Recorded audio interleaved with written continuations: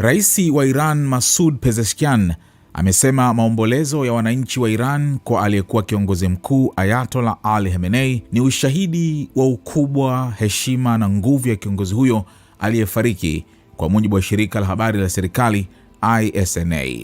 Pezeshkian pia amesema ukubwa wa maombolezo hayo umeikasirisha Marekani na Israel.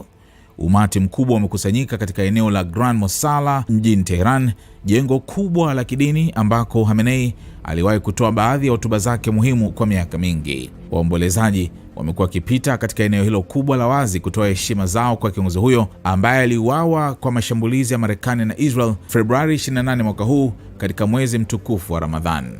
Hali katika eneo hilo imejaa hisia kali. Baadhi ya waombolezaji wameonekana wakilia, huku wengine wakipeperusha bendera za Iran, kubeba picha za Khamenei na kusoma dua. Mazishi yao pia yamechukua sura ya kisiasa. Kauli za kifo kwa Marekani na kifo kwa Israel zimesikika kutoka kwa umati, huku waombolezaji wengi wakitaka kisasi kufuatia kuuawa kwa Khamenei.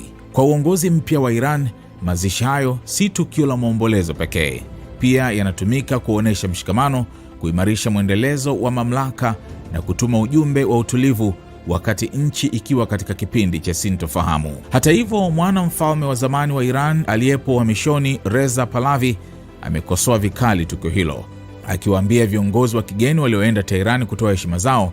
Pahlavi amemtaja Khamenei kama dikteta aliyefariki na kusema wananchi wa Iran hawamwombolezi kwa dhati. Pahlavi amedai kuwa Iran inaomboleza maelfu ya watu waliouawa katika ukandamizaji wa maandamano ya miaka iliyopita.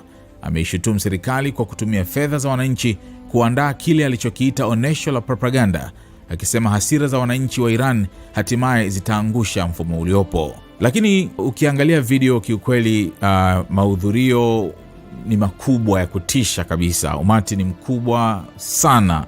Hali ya huzuni imetawala. Sasa jana kuna hii video ambayo bado iko viral hata leo, ikimwonyesha spika wa bunge la nchi hiyo Mohamed Bagher Ghalibaf akilia kwa uchungu sana wakati wa kuaga mwili wa Ayatollah Ali Khamenei, ambapo alikuwa na viongozi wengine karibu yake. Hapo unamwona waziri wa mambo ya nje Abbas Araghchi, na Ghalibaf ambaye pia anaongoza jopo la Iran katika mazungumzo ya amani na Marekani.